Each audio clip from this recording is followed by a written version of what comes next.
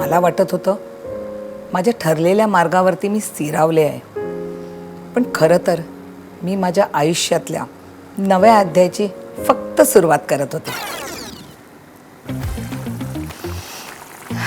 मी माझ्या जुन्या स्मार्टफोनकडे पाहायचे, त्या छोट्याशा स्क्रीनकडे डोळे बारीक करून बघायचे आणि मनात म्हणायचे, हे माझ्यासाठी नाही आहे. मग एके दिवशी माझ्या नातवाने मला हा टॅबलेट सरप्राईज म्हणून दिला.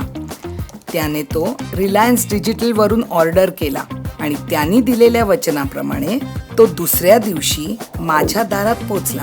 आणि मग माझ्या समोर होती इतकी मोठी स्क्रीन, जी मी आरामात पाहू शकत होते. माझ्या जुन्या पारंपरिक रेसिपींना हे तरुण शेफ्स किती वेगळा आणि नवा ट्विस्ट देत होते हे पाहून मला आश्चर्यच वाटलं. काही प्रयोग ठीक होते, पण काही अगदी अप्रतिम होते. आणि गोष्ट तिथेच थांबली नाही. मी माझा जुना विणकामाचा छंद पुन्हा सुरू केला. या मोठ्या आणि स्पष्ट स्क्रीनवर डिझाईन्स नीट दिसत असल्यामुळे मी माझ्या मित्रमैत्रिणी आणि कुटुंबासाठी अनेक भेटवस्तू विणल्या आहेत.